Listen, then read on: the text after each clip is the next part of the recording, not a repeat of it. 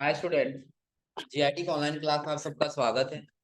और आज की क्लास में हम जानने वाले हैं सप्लायर इंक्लूसिव ऑफ टैक्स के बारे में। यानी कि कुछ ऐसे हम लोग गुड्स भी परचेज करते हैं ना कि जिनका रेट हमको उसी में जो जिसका जीएसटी उसी अमाउंट अंतर्गत देना होता है, हमको बाहर से नहीं देना होता। क्योंकि अभी तक हम लोगों ने जितना भी गुड्स परचेज किया या सेल किया है उसे हम क्या किए हैं, अगर जो 10,000 का हम कोई सामान खरीदे हैं तो अलग से इसमें 18% या 28% लगाए हैं ना, अलग से लगाए हैं। लेकिन इंक्लूसिव ऑफ टैक्स का मतलब क्या होगा कि अगर हम 10,000 का कोई सामान खरीद रहे हैं ना, इस 10,000 में ही हमारा टैक्स लगा होगा, हमको बाहर से देने का कोई आवश्यकता नहीं। और जब हम 10,000 का सामान खरीदे हैं इसमें टैक्स लगा, ऐसा नहीं टैक्स नहीं है, लेकिन ये इसी के अंदर इंक्लूड, हमको बाहर से देने की कोई आवश्यकता नहीं।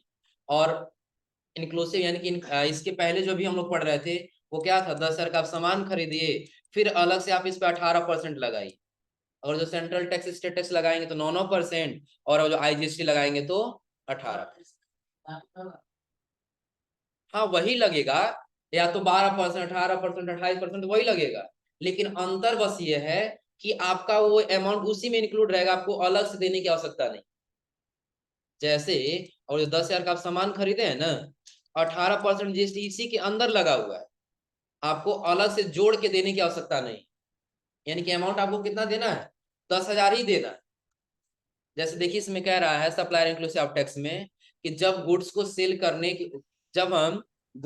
करने के लिए वाउचर एंट्री करते समय ऐसा रेट भरना चाहें जिसमें टैक्स पहले से जुड़ा यानी कि इंक्लूड हो, तो उसके लिए हमें सप्लायर इंक्लूसिव ऑफ टैक्स का फीचर एनेबल करना हो।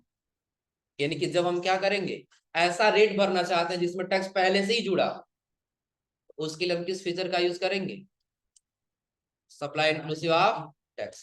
और आगे कह रहा है इस फीचर को एनेबल करने के लिए आपको कहाँ जाना होगा, गेटवे ऑफ टैली। फिर किसमें, वाउचर, किसमें, सेल। और आगे कह रहा है आपको कौन सा बटन दबाना होगा, कॉन्फ़िगर के लिए। फिर कह रहा है provide rate inclusive of tax for stock item, उसको क्या कर लेना होगा। अब ऐसा करने से ना जो आपका रेट का कॉलम था ना वो दो भागों में बढ़ जाएगा। कितने भागों में, दो भागों में। अब कह रहा है फीचर एनेबल करने के बाद वाउचर में अब हमको दो रेट चित्र के अनुसार दिखाई देगा। और कह रहा है इस बार एंट्री करते समय रेट इंक्लूसिव ऑफ टैक्स के कॉलम में रेट भरे। इस बार रेट किसमें भरा जाएगा, तो जो रेट इंक्लूसिव ऑफ टैक्स देगा उसी में भरा जाएगा, जहां सिर्फ रेट देगा उसमें भरने की आवश्यकता नहीं। कैसे, तो समझिए। सबसे पहले हमको आना है किसमें, वाउचर। पहले किसमें आना है, वाउचर। फिर किसमें जाना है, सेल्स वाउचर। चलिए बी टू बी सेलेक्ट कर लिए, सेल्स लो कर लिए, हो जाएगा ना। अब यहाँ पर हमको किसमें जाना है, कॉन्फ़िगर। कॉन्फ़िगर में जाने के बाद आपको दिखाई देगा provide rate inclusive of tax for stock item. यही फीचर कह रहा था ना, इसको हम यस क्या कर लेंगे, यस कर, यस करके फिर कंट्रोल ए से क्या कर लेना है, एक्सेप्ट। अब यदि आप देखेंगे ना तो जो अभी हमको दिखाई दे रहा है यहाँ, जो हमारा रेट का कॉलम है कितने भागों में बढ़ चुका है, दो भागों, दिख रहा है ना। यानी कि फीचर क्या है, यानी कि हम इसमें ऐसा रेट भरेंगे ना जिसमें टैक्स पहले से ही जुड़ा होगा, हमको अलग से देने की आवश्यकता नहीं। हाँ जीएसटी कैलकुलेट करेंगे, ऐसा नहीं जीएसटी कैलकुलेट नहीं करेंगे। क्योंकि अगर जो हमने 10,000 का कोई सामान, 30,000 का या 20,000 कोई भी सामान, कितना सामान खरीद लिए, हमको टैक्स में कितना यहाँ कितना भरना होगा, 20,000 ही भरना होगा। नीचे टैक्स जब लगाएंगे ना तो टैक्स लगा के भी टोटल अमाउंट हमारा कितना ही आएगा, 20,000 ही आएगा, उससे ज्यादा नहीं है। उसके लिए एक ट्रांजेक्शन आपको नीचे दिख रहा होगा, ये वाला है ना, कह रहा है is on 1 July 2020 sold 1 pieces of Lenovo G56 desktop. हमने क्या किया, एक लेनोवो G56 डेस्कटॉप सेल किया, टू किससे, कंप्यूटर केयर। कह रहा है इसका रेट कितना है, 30,000। और कह रहा है इनवाइस नंबर B2B00, आपने लिया क्या, कंप्यूटर केयर से आपने सेल किया, जिसका इनवाइस नंबर B2B004। उसके लिए आपको B2B में ही आ जाना होगा, इसमें आना होगा B2। पार्टी नेम क्या दिया है, कंप्यूटर केयर। अब कह रहा है कि तब आइटम नेम बताइए, तो यहाँ पे हम भरेंगे क्या, लेनोवो G56 डेस्कटॉप।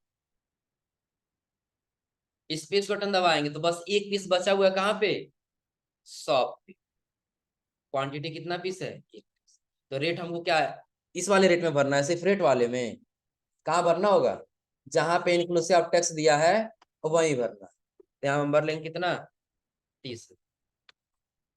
देखिए कैलकुलेट किया एक्चुअली में कितना भी, यानी कि वो जो आप कंप्यूटर क्या कर रहे हैं, सेल कर रहे हैं ना, एक्चुअली में उसका रेट कितना है, 25,423 रुपए 73 पैसे। लेकिन आप जो सेल कर रहे हैं इसमें कितना हम सेल कर रहे हैं, 30,000। चूंकि इसके अंदर 18% क्या लगा हुआ है, टैक्स भी लगा हुआ है। आ रहा समझ में ना। और जो कैलकुलेट करना चाहते हैं तो सिंपली आप पहले क्या कर लीजिए, कैलकुलेशन कर लीजिएगा कि 30,000 का 18% निकाल लेंगे और माइनस करेंगे, जब 30,000 में से जो बचेगा वही आपका क्या कहलाएगा, रेट हो जाएगा। आ रहा समझे ना। अब इंटर करके जब नीचे जाएंगे, अब जैसे हम यहाँ पे देखेंगे तो यहाँ पे आपको लगा हुआ दिखाई देगा सेंट्रल टैक्स और उसके नीचे स्टेट टैक्स। यानी कि और जो देखा जाए ना तो एक्चुअली में आपके प्रोडक्ट का प्राइस ये है। आ रहा है समझे ना। और ये दोनों जीएसटी मिल करके ये किसके बराबर हो जा रहा है, 30,000 के बराबर। यानी कि 30,000 हम सामान बेचे हैं लेकिन अलग से टैक्स नहीं लिया। देखिए टोटल हमारा अमाउंट कितना आया है, 30,000 ही आया है। क्योंकि टैक्स उसी 30,000 के अंदर क्या है, इंक्लूड है। हमको अलग से देने की कोई आवश्यकता नहीं। क्लियर है। और आज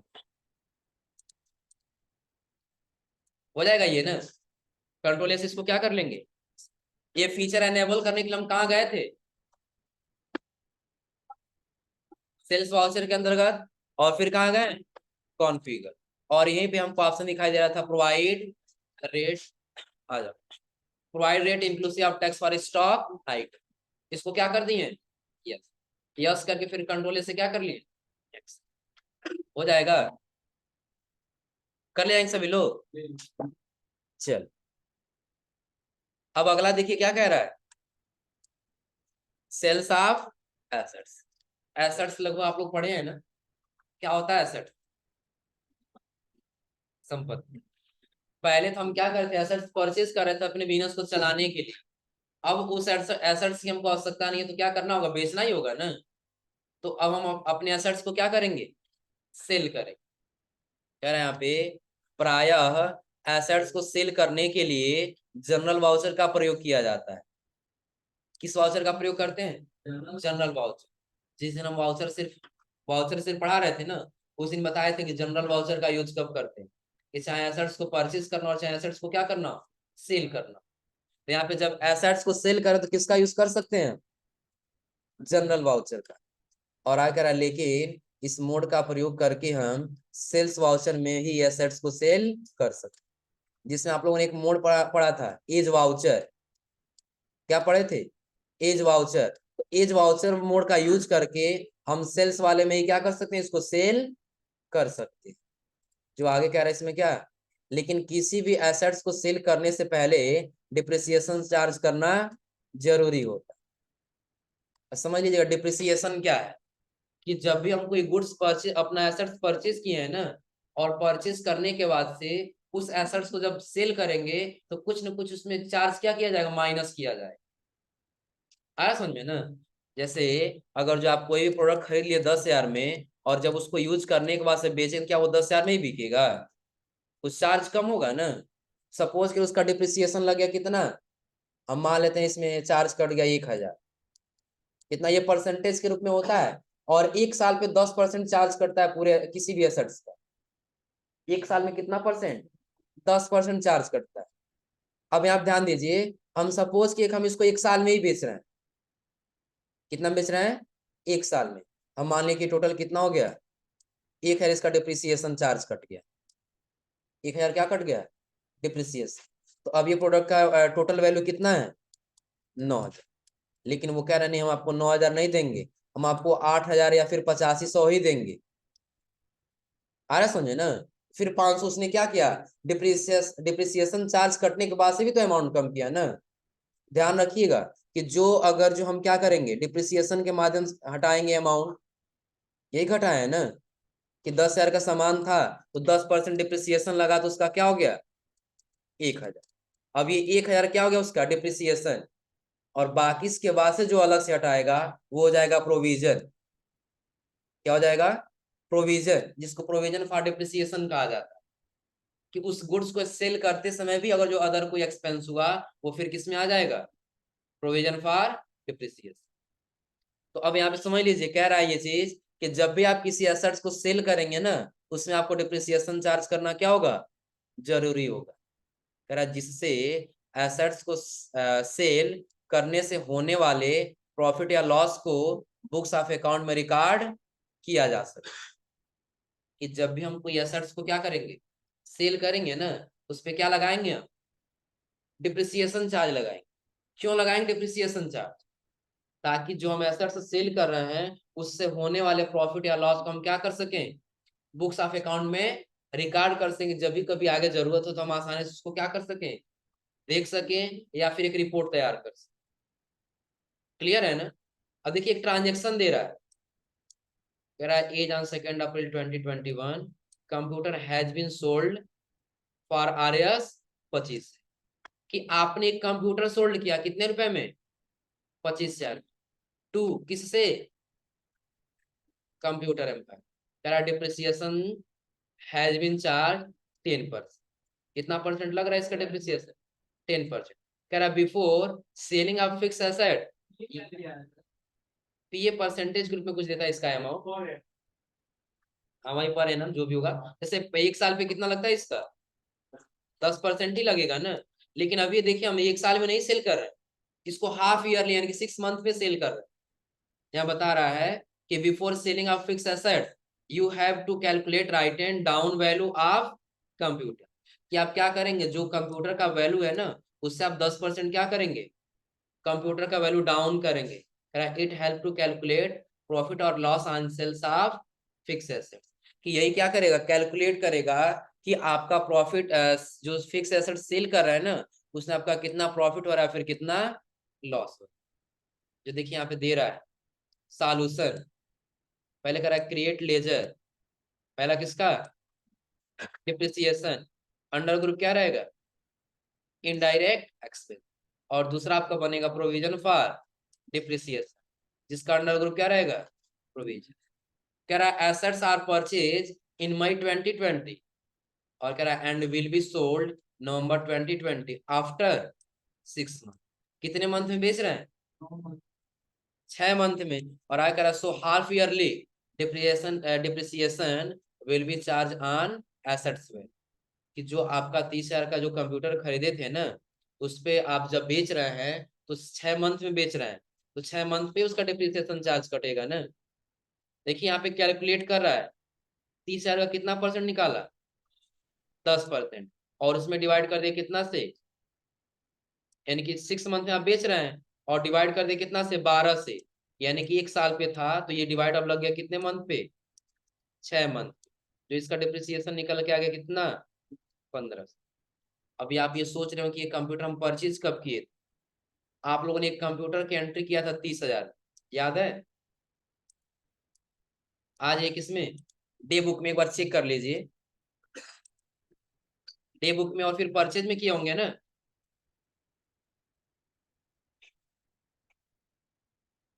इसमें यही वाला है ना, पहले परचेज की एंट्री अभी हम दिखा रहे हैं, जो कंप्यूटर एसेट्स हम खरीदे थे ना, अब वही तो हमको बेचना है ना। अब यही हम 30,000 में खरीदे थे ना। कितना हम खरीदे थे? 30,000। अब ध्यान रखिएगा, ये 30,000 में खरीदे थे, लेकिन नोट्स में बता रहा हम बेच कितना में रहे हैं? 25,000 में। जिसमें से 1,500 हमारा क्या निकल गया? डिप्रिसिएशन निकल गया। यानी कि 30,000 का था वो, कितने का था? 30,000 का। जिसमें से 1,500 हमने डिप्रिसिएशन निकाल दिया, उसका डिप्रिसिएशन चार्ज कर दिया कितना? 1,500। अब वो कह रहा है कि नहीं हम आपको ये कितना होगा? 28,500 जाएगा ना। अब कह रहा है हम आपको कितना देंगे? कितना देंगे अमाउंट? हाँ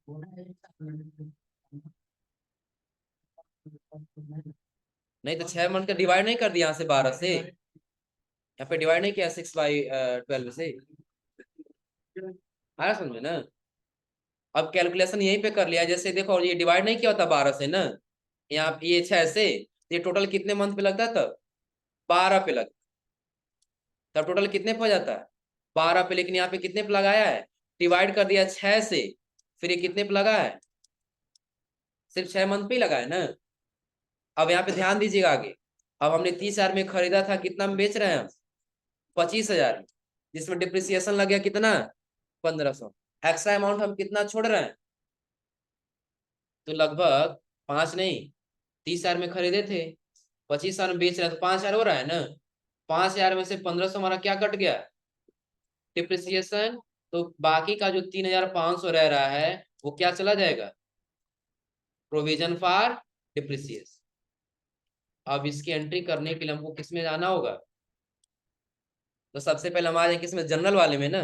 देखिए हमको दो एक यहाँ पे पहले लेजर क्रिएट कर लेते हैं। कौन कौन सा? पहला डिप्रिसिएशन, अंडर ग्रुप क्या रहेगा इसका? Create ledger. Under group indirect income रहेगा। मतलब तुम लोग एसेट्स को सेल करोगे, उसमें लॉस हो तो भी तुम लोग इनकम ही दिखाओगे, है ना। कंट्रोल ए से एक्सेप्ट। फिर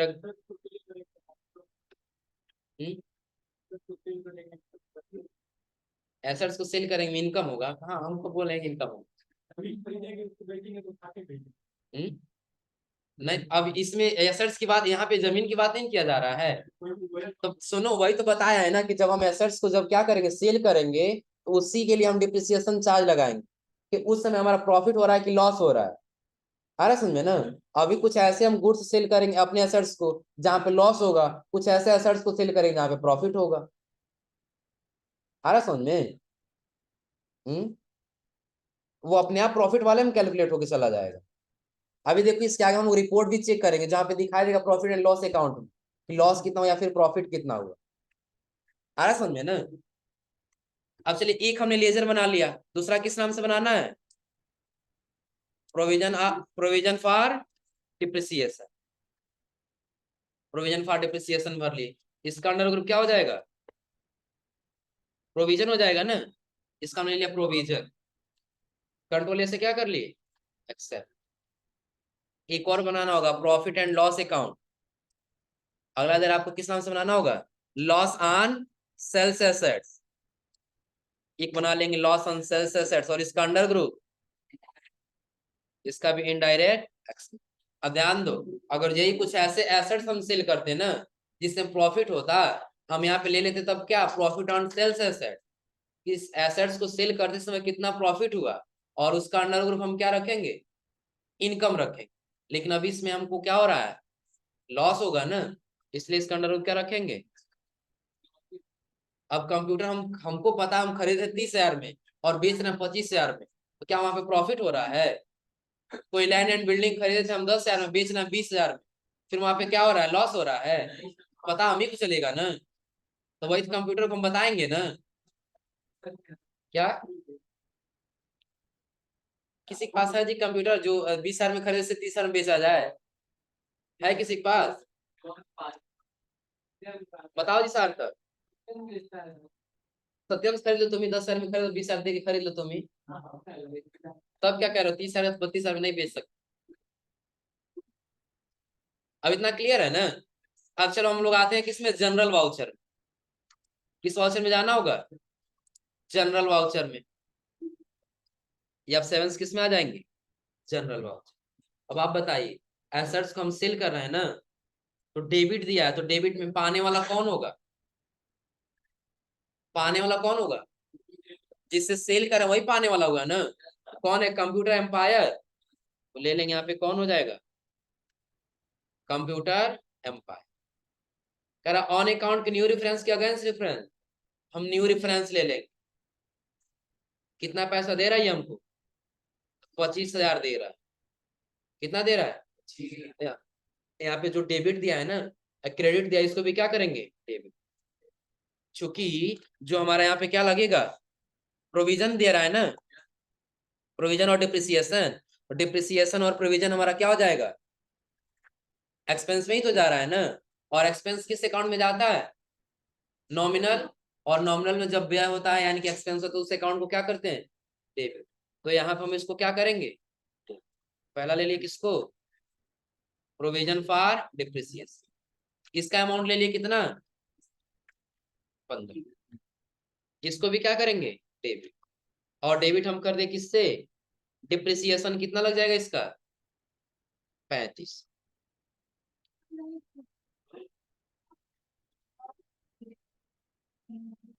एक मिनट रुको थोड़ा सा।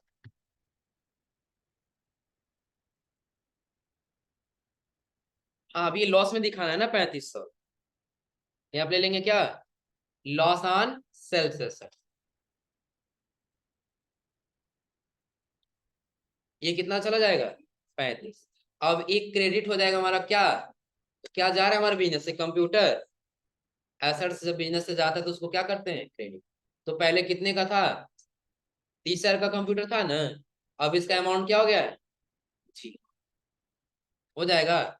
लेकिन अभी हमको एक और काम करना होगा कि जो हमने यहाँ पे डिप्रिसिएशन लगाया है ना, वो हमको एक्सपेंस के रूप में दिखाना है, किसमें, डिप्रिसिएशन में दिखाना होगा ना। उसके लिए एक और ट्रांजेक्शन करेंगे, जैसे भी आप नोट्स में देख पा रहे होंगे, नोट्स में ये दिया है ना। फिर आप क्या करेंगे, डिप्रिसिएशन को कैलकुलेट कर लेंगे किससे, प्रोविजन फॉर डिप्रिसिएशन। तो प्रोविजन फॉर डिप्रिसिएशन का भी फिलहाल में अमाउंट कितना है। हाँ एक फीचर आप लोग और यहाँ पे समझ लीजिए कि जैसे अभी हमको चेक करना है किस लेजर का कितना बैलेंस पड़ा हुआ, आ रहा समझे ना। तो उसके लिए हम आ जाएंगे किसमें, डिस्प्ले मोर रिपोर्ट। किसमें आना होगा, हाँ कौन, वो पढ़ने वाले हो ही नहीं, क्या किया जाता है बताओ। चलो आ जाओ यहाँ पे डिस्प्ले मोर रिपोर्ट। फिर आपको यहाँ पे दिखाई देगा एक ऑप्शन किसका, अकाउंट्स बुक का। किसका ऑप्शन दिखाई देगा, अकाउंट बुक। जब आएंगे इसमें तो आपको दिखाई देगा क्या, लेजर। किसका बैलेंस चेक करना है, हमको चेक करना है किसका, प्रोविजन फॉर डिप्रिसिएशन। बता रहा है कितना इसका अमाउंट है, 1500। यही है ना, प्रोविजन फॉर डिप्रिसिएशन का अमाउंट कितना है, 15। अब ये 1500 हमको कैलकुलेट कर लेना है किसमें, डिप्रिसिएशन में। किसमें कैलकुलेट करना है, डिप्रिसिएशन। तो उसके लिए फिर हम आ जाएंगे कहाँ पे, वाउचर। जनरल वाउचर में डेबिट करें किसको, डिप्रिसिएशन।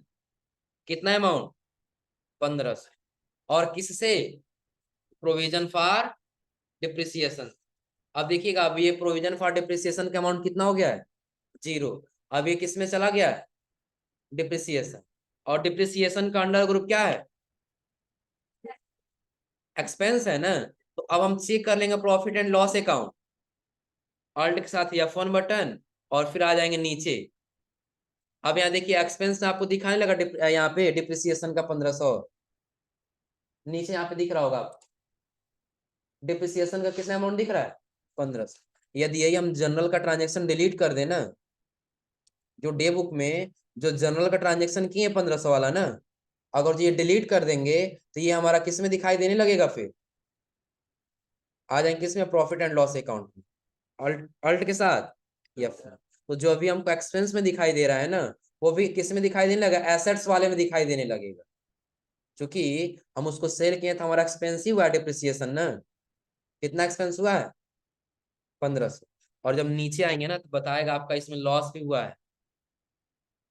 लॉस कितना हुआ है, 35। क्योंकि डिप्रिसिएशन लगा कितना, 1500, और लॉस चला गया कितना, 35। और टोटल आपने एसेट्स को बेचा कितने रुपए में, 25 से। हो जाएगा। अब इसमें रिपोर्ट भी चेक करने के लिए बता रहा हूँ, जैसे भी हमने रिपोर्ट चेक किया, कौन सा, प्रॉफिट एंड लॉस। हो जाएगा। तो अभी हमने आपको आज दो ट्रांजेक्शन बताया, पहला कौन सा, एक पहला supplier inclusive of tax. Supplier inclusive of tax यानी कि जिसमें हम क्या कर रहे थे, ऐसा अमाउंट भर रहे थे जिसमें टैक्स पहले से ही मौजूद है, हमको अलग से देने की आवश्यकता नहीं। और दूसरा हमने आपको बताया सेल्स ऑफ एसेट्स, कि अगर जो अपने एसेट्स को सेल करना है तो अपने एसेट्स को कैसे हम सेल करके एंट्री करें। क्लियर है ना। तो ये आज आप लोग दोनों ट्रांजेक्शन कर लीजिएगा, और अगली क्लास में आपको बताएंगे debit note and credit note. अगला क्या होगा, डेबिट नोट और फिर क्रेडिट। हो जाएगा ना। आज आप लोग ये बना कर खिलाइए लोग इतना।